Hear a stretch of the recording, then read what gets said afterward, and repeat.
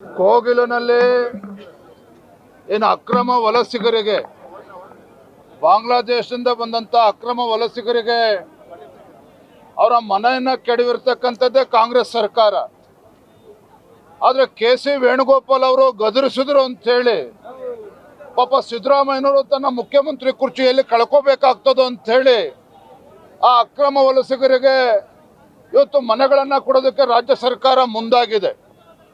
ಡಿ.ಕೆ. ಶಿವಕುಮಾರ್ ಅವರು ಕೂಡ ಮುಖ್ಯಮಂತ್ರಿ ಕುರ್ಚಿಯನ್ನ ಕಸ್ಕೋಬೇಕು ಅನ್ನೋ ಕಾರಣಕ್ಕೆ ಕೆ.ಸಿ. ವೇಣುಗೋಪಾಲ್ ಮುಖೇನ ಮುಖ್ಯಮಂತ್ರಿಗಳಿಗೆ ಧಮಕಿ ಹಾಕಿಸಿ ಅವರು ಕೂಡ ಈ ಅಕ್ರಮ ವಲಸಿಗರಿಗೆ ಇವತ್ತು ಮನೆಗಳನ್ನು ಕೊಡೋದಕ್ಕೆ ಹೊರಟಿದ್ದಾರೆ.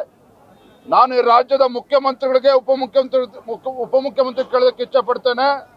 ರಾಜ್ಯದ ಜನ ಇವತ್ತು ಪ್ರಶ್ನೆ ಮಾಡ್ತಾ ಇದ್ದಾರೆ, ಕರ್ನಾಟಕ ರಾಜ್ಯದ ಮುಖ್ಯಮಂತ್ರಿಗಳು ಸಿದ್ದರಾಮಯ್ಯನವರು ಇದ್ದಾರೋ ಅಥವಾ ಕೆ.ಸಿ. ವೇಣುಗೋಪಾಲ್ ಇದ್ದಾರೋ ಅಂತೇಳಿ ಇವತ್ತು ಪ್ರಶ್ನೆ ಮಾಡ್ತಾ ಇದ್ದಾರೆ.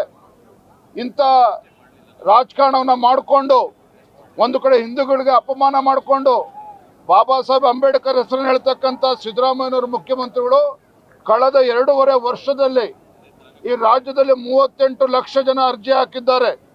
ಅದರಲ್ಲಿ ಪರಿಷ್ಠ ಜಾತಿ, ಪರಿಷ್ಠ ಪಂಗಡ, ಹಿಂದುಳಿದ ವರ್ಗ ಎಲ್ಲರೂ ಕೂಡ ಮನೆಗಳಿಗೆ ಅರ್ಜಿ ಹಾಕಿದ್ದಾರೆ ಬಡವರು.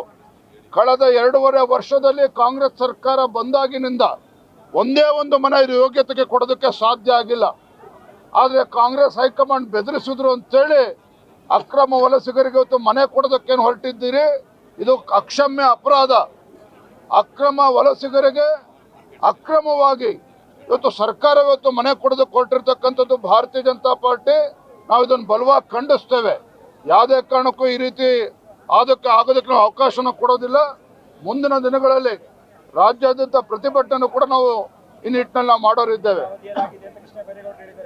ನೋಡಿ, ಕೃಷ್ಣ ಬೈರೇಗೌಡರು ಇಲ್ಲಿ ತನಕ ಎಲ್ಲೋಗಿದ್ರು, 1 ವರ್ಷದಿಂದ ಕಟ್ಟಿರೋದ್ ಮನೆ ಎಲ್ಲೋಗಿದ್ರು.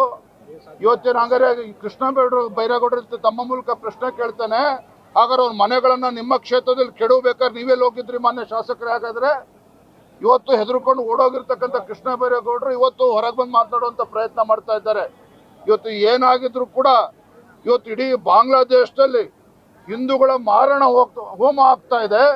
ಇಂಥ ಸಂದರ್ಭದಲ್ಲಿ ಇಂಥ ಲಜ್ಜೆಗೆಟ್ಟ ಕಾಂಗ್ರೆಸ್ ಸರ್ಕಾರ ಅಕ್ರಮ ವಲಸಿಗರಿಗೆ, ಬಾಂಗ್ಲಾದೇಶಕ್ಕೆ ಮನೆ ಕೊಡ್ತಾರೆ ಅಂತ ಹೇಳಿದ್ರೆ ಇವತ್ತು ಖಂಡಿತ ಇಡೀ ರಾಜ್ಯಾದ್ಯಂತ ಇವತ್ತು ಪ್ರತಿಭಟನೆ ಮಾಡ್ತೇವೆ. ಇದನ್ನು ಎಲ್ಲರೂ ಕೂಡ ಇವತ್ತು ವಿರೋಧವನ್ನು ನಾವು ಮಾಡ್ತೇವೆ.